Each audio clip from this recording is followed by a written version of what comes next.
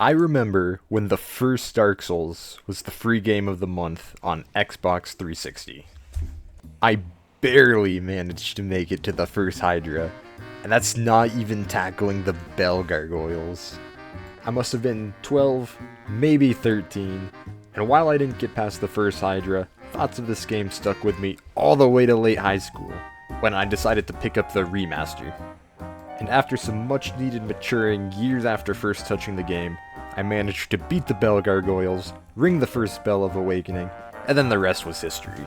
And while I loved the interconnectivity of the world design, what really hooked me into this game was the bosses. Beating each boss gives you such a feeling of satisfaction, and while some bosses are better than others, I could talk about each boss in this game for days. So with that said, here is every Dark Souls boss ranked. Alright, number 26, let's get it over with. Let's start with the positives on the Bed of Chaos. We have one, the slide. It's just a shame that at the bottom of the slide is this absolute atrocity of a boss fight. And listen, we all know what's wrong with the Bed of Chaos.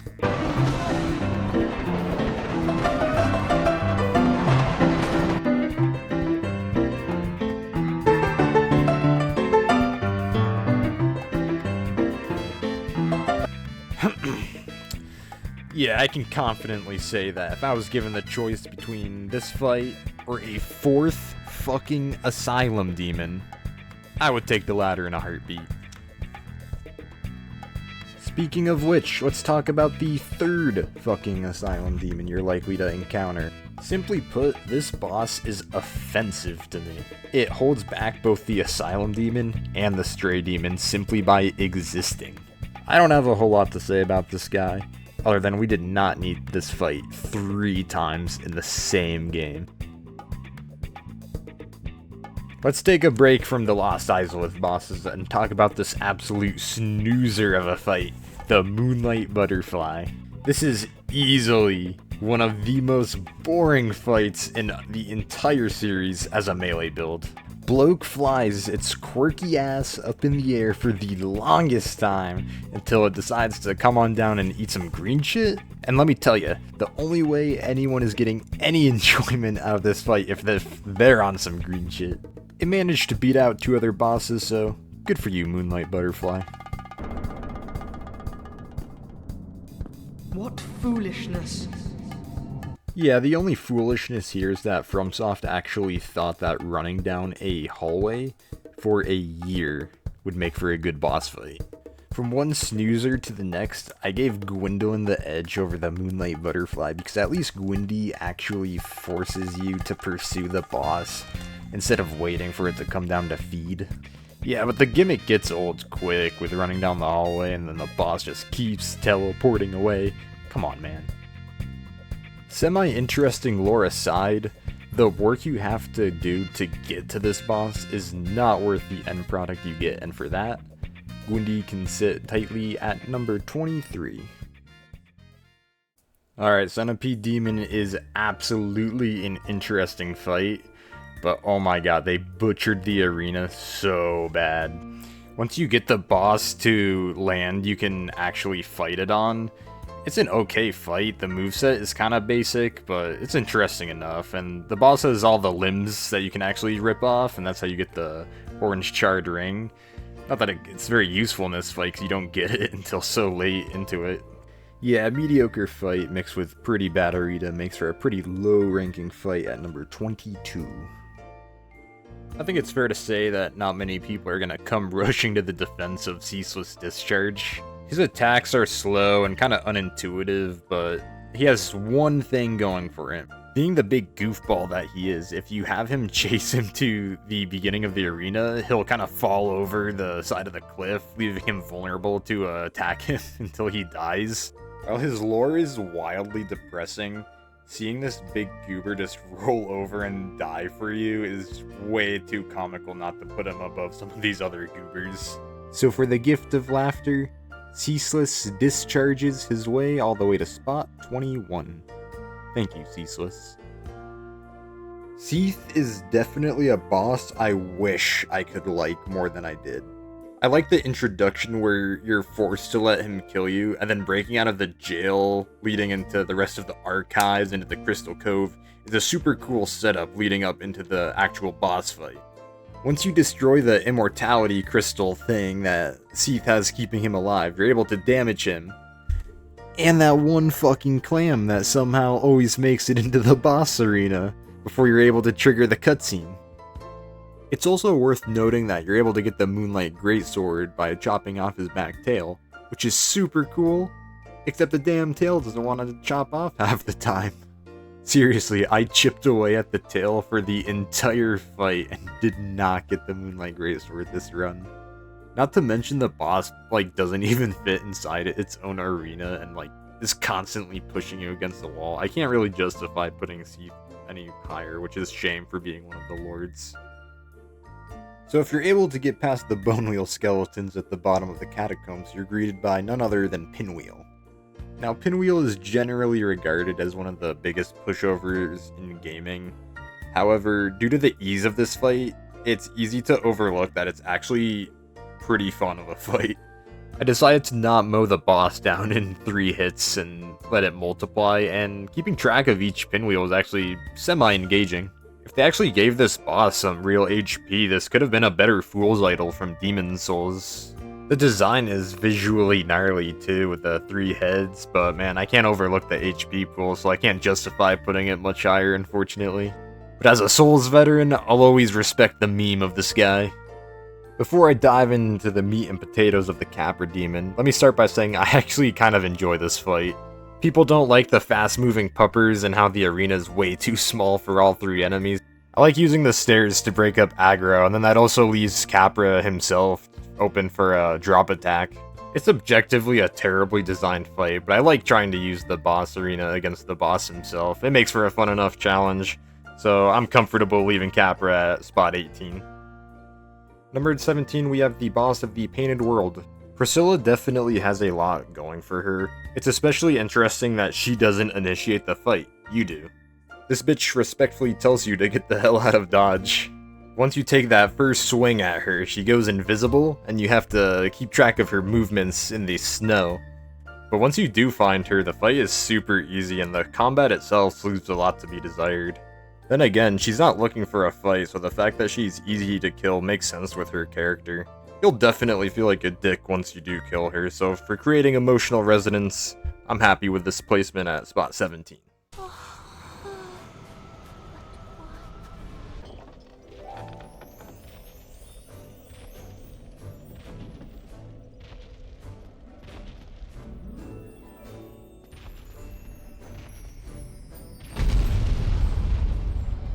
The Asylum Demon is about as perfect of a tutorial boss as you can get. You're taught to come back, gear up, and then you're rewarded with a plunge attack in the second encounter. Now, I'm sure placing the Asylum Demon below the Stray Demon is going to be debated by a lot of people. More on that later. Now, just looking at the Asylum Demon, it is a great learning boss for the start of the game. I wouldn't have opened the game any other way than with the Asylum Demon.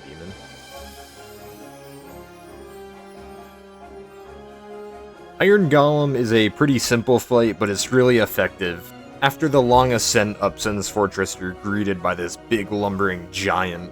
I don't think it's supposed to be the most mechanically complex fight, but it's definitely super badass fighting this big dude on top of the fortress. It's definitely nice that gravity can be your friend for a change in this fight.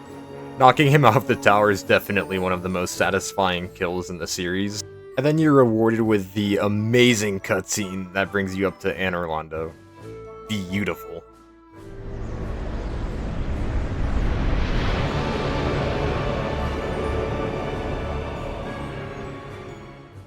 Learning back you can go back to the Asylum was one of my favorite parts in my first playthrough. And even at the start of the game, when you first spawn in, it's funny that the first boss you actually see in the game is the Stray Demon. Now let me get into why I like the Stray Demon so much. To me, the relationship between the Asylum Demon and the Stray Demon is no different than both Vanguard Demons in Demon's Souls, as well as Ludex Gundyr and the Champ over in DS3. And while I like you're able to fight the Vanguard Demon again, I think the rematch here against the Stray Demon is done better as it's an actual boss fight. Admittedly, Champion Gundyr clears all these guys. But I've always liked the idea of rematching against the tutorial boss in the game, as you've gotten stronger since the beginning, but so has the boss. I think if this Flaming Buffoon didn't exist, people would be a little more warm to the Stray Demon. Alright, so the Four Kings do a lot of things right, but a few things about this fight keep it from being one of the top bosses in the game. It's such an eerie feeling waiting for the boss to spawn in after you've made the plunge into the abyss.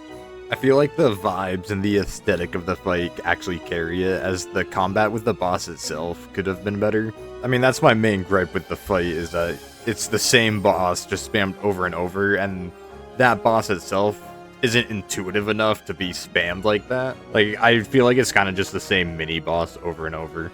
It's definitely a rush, though, trying to kill each king before the next one spawns in. But yeah, definitely an exciting fight. Just had a much higher ceiling than what we ended up with.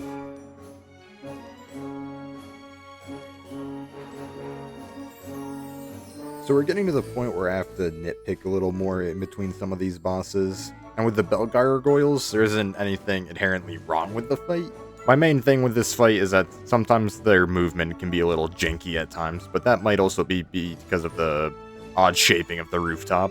This is definitely a big step forward in terms of FromSoft's skink fights. Like, this is clearly inspired from the Man-Eaters in Demon's Souls, and they took it a lot further with this fight. Plus, they introduced the idea of cutting off the boss's tail for weapons.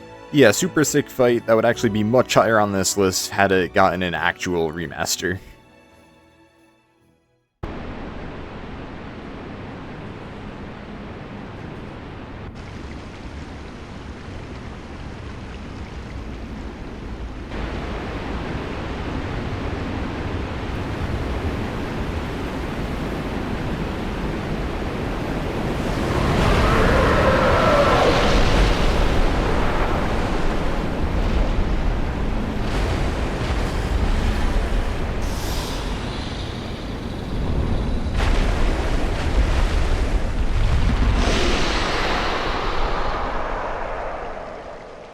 Man, I love the presentation of this fight. So much so that I'm actually willing to overlook that some of the combat mechanics in this fight are actually kind of basic.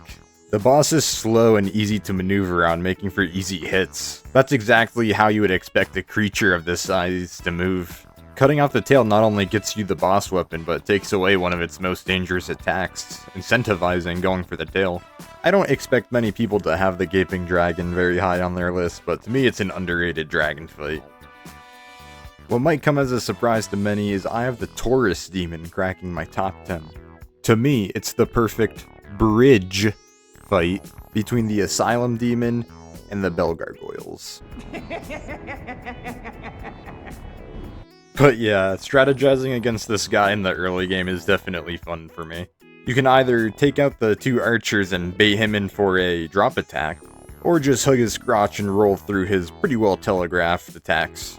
Progressing the challenge of this game, as well as being a pretty badass set piece, I'm happy to say I am a certified Taurus Demon enjoyer.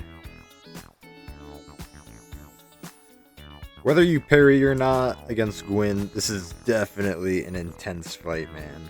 If you go the no parry route, it's an intense clash between two swords, and if you do parry, you better hope you don't miss, because getting stuck in these guys' combos is game over, man.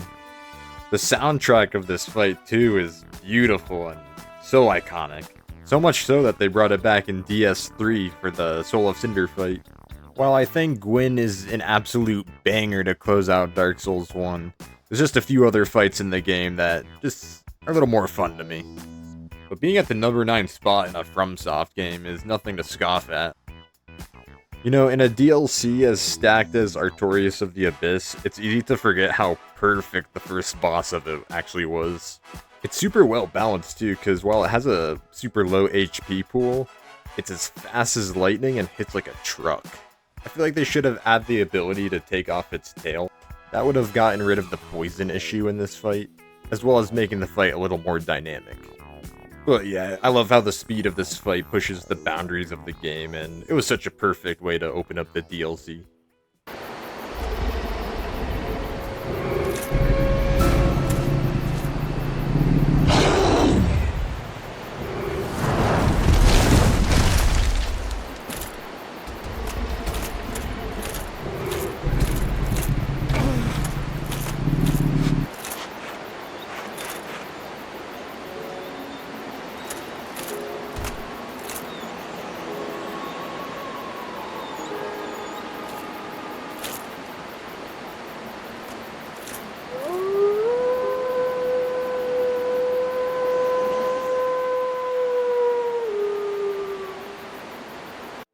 You know, the secret cutscene where Sif recognizes you after you save her from the Abyss is just too much, man.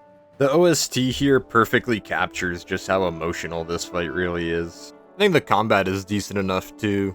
It's your typical run-of-the-mill, dodge underneath and hack away type enemy. You can definitely tell FromSoft put a lot of love into this fight, and those tend to be the best bosses in the game anyway. The limp Sif does too when she gets to low health is one last gut punch before you have to put her down. Alright, Nito is one of my favorite bosses in this game, and I'm tired of pretending he's not. Like, everywhere I see now, like, people just hate on him, and there's a few fair criticisms, but I still think he's an amazing fight.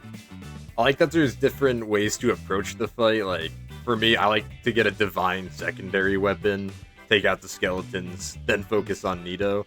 But I know a lot of people like to just go balls to the wall, let Nito take them out with his AoE.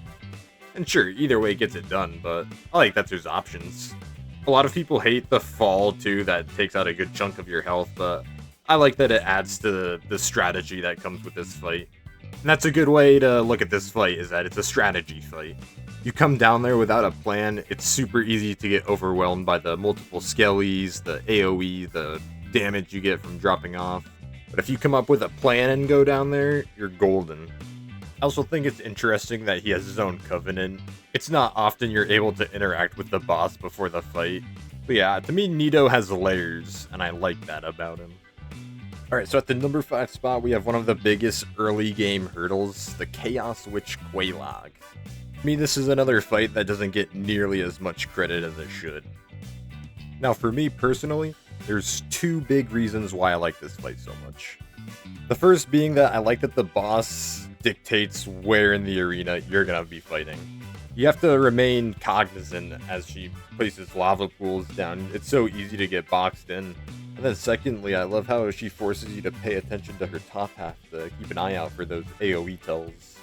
One-on-one, she's a great fight, but with just these little intricacies, it elevates this fight so much for me.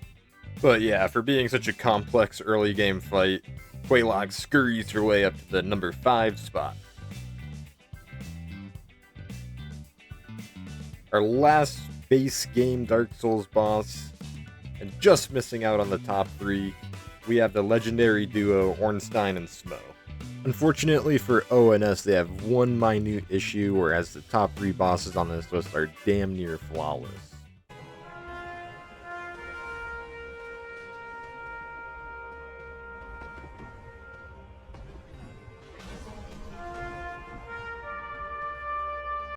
Yeah, outside of that one laughable Ornstein attack, this fight is damn near perfect.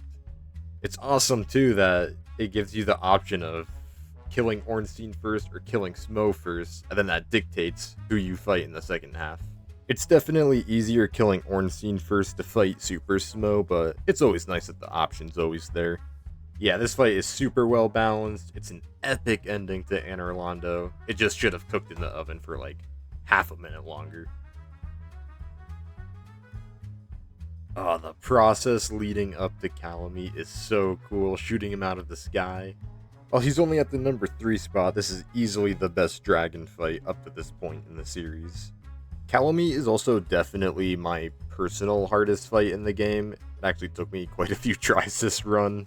I forgot how much health this guy has. It's easy to make a mental mistake. Luckily, Calamite's actually pretty well balanced. His attacks hit hard, but they're well enough telegraphed where you should be able to get out of the way if you're paying attention.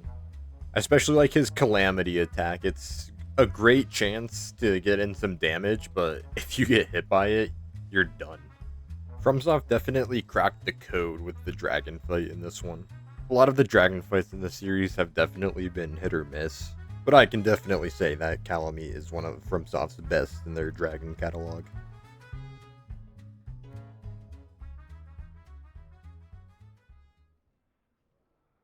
Alright, Knight Artorias. He is about as perfect of a knight fight as you can get. By Dark Souls 1 speed, he's actually pretty damn fast. He was the next big step in the FromSoft knight fight, and truthfully, not many bosses have rivaled him since. My only problem with him is he shows up so early in the DLC. I think it would have been cool to have him closer to Manus, or even be the final boss in the DLC, as he is in the title. But yeah, Artorias is great, so I'm just gonna go over the one boss that I think beats him out for the best boss in Dark Souls. So yeah, at the end of the day, whoever was gonna be the final boss of the DLC was gonna take my top spot on this list. Manus and Artorias are both pretty equal when just looking at their quality.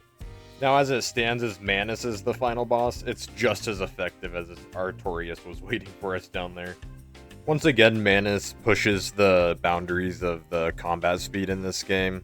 It almost feels like you could plop him into Bloodborne, DS3, even Elden Ring with just how fast he is.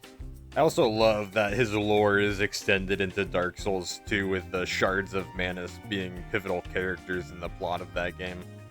He's a great challenge, he's pivotal to the whole trilogy, and at the end of the day, Manus is just the man. And to me, he's the best boss in Dark Souls 1.